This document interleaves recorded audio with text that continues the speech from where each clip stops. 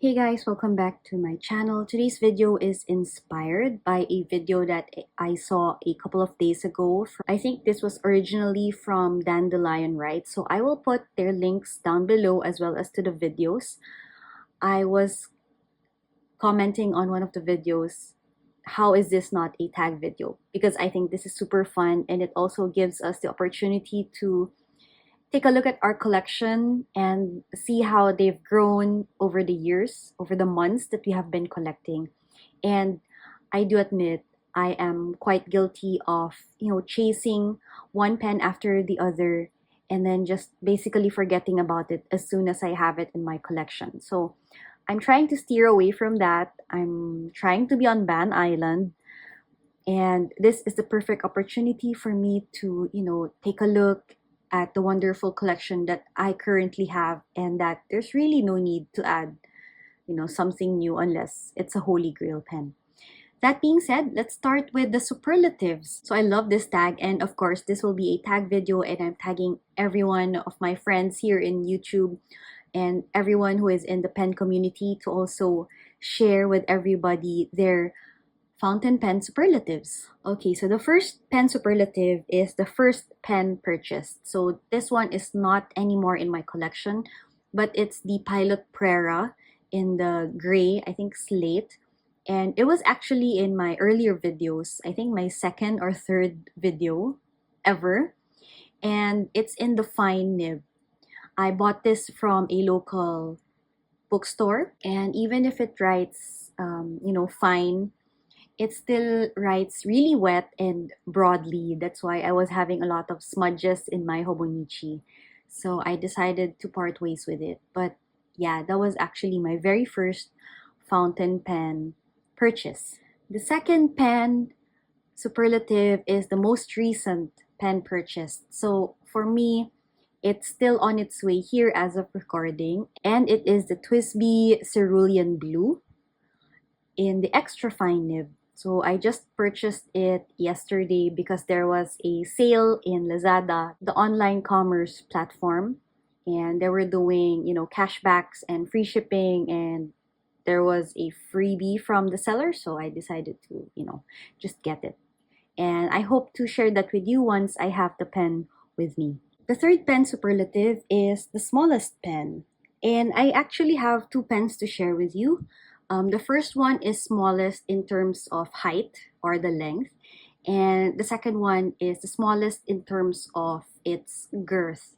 So the first one is a Coeco Sport. So this is actually the smallest pen in my collection. I don't usually deliberately buy really small pens because I know it will just hurt my hand when I write. I have about 4 Coecos, and this one that I have here is the mellow blue, and it has the silver clip. And this one is the smallest in terms of length, which I will just put it here.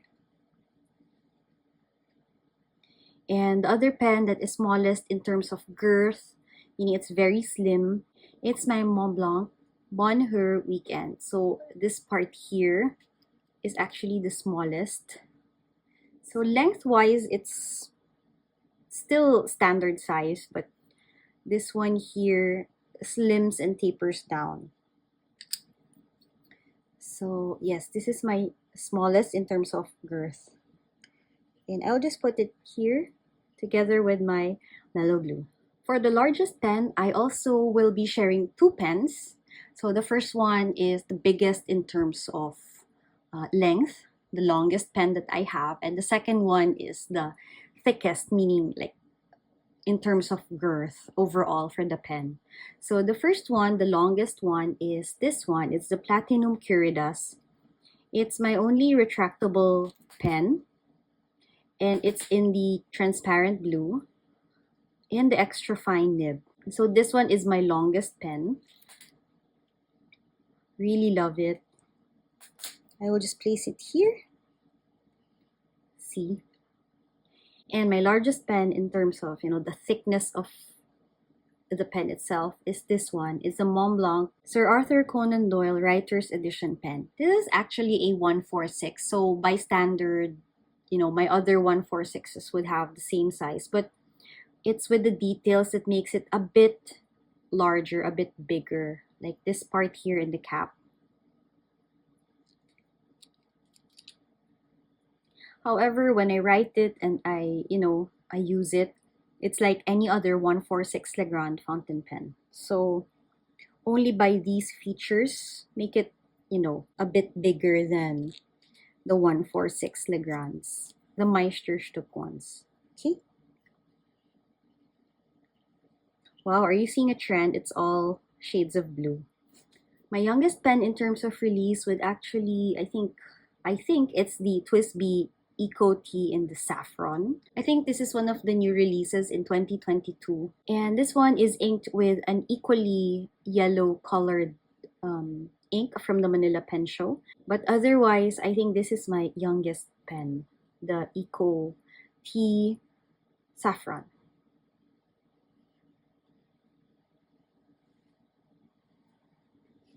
Okay, so I'm setting these pens aside for the next batch of superlatives.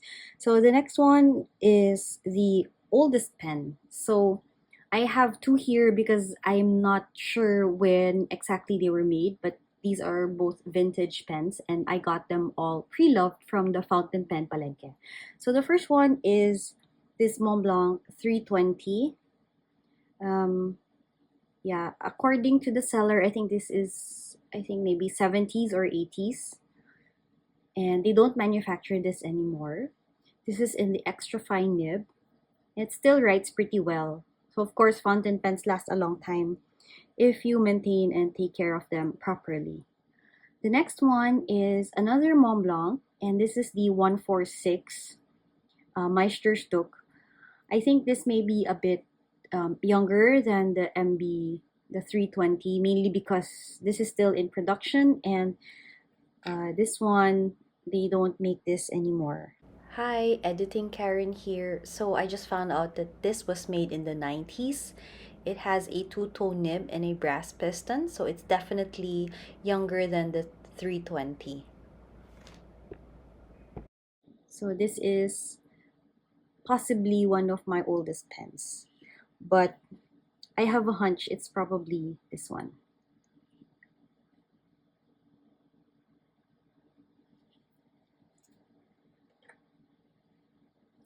My least expensive fountain pen is the Platinum Preppy.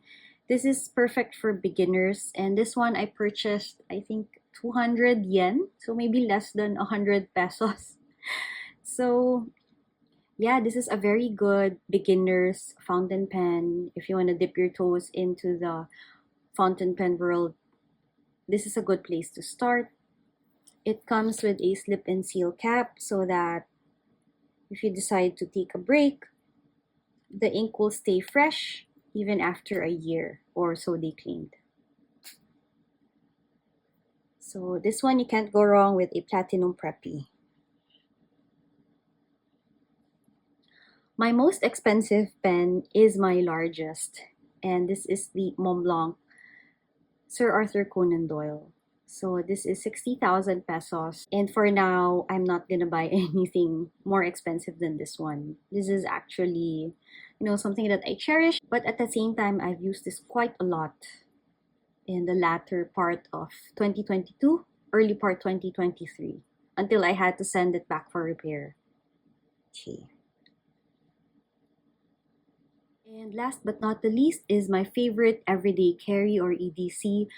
So for this one, I will be sharing my current EDC, and this is the Pelikan M605 in the white and green. This one I got from the Manila Pen Show, and it's currently inked with a deep, deep green color called Suman, which is a Manila Pen Show exclusive. So I tend to rotate all my pens. I'm giving them fair chance to be my EDC. And at this point in time, this has been my go-to. I usually bring this with me in my work bag. It's perfect for writing notes and all of that. It's also perfect for journaling because this is also in the extra fine nib. And there you have it. Those are my fountain pen superlatives as of 2023. I really had fun doing this video, going through each and every one of my pens in my pen collection. And I'm tagging anybody and everybody who would also like to share their fountain pen superlatives.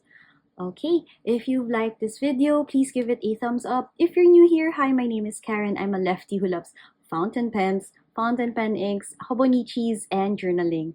So if you'd like, hope you can subscribe and join my little community of fountain pen lovers.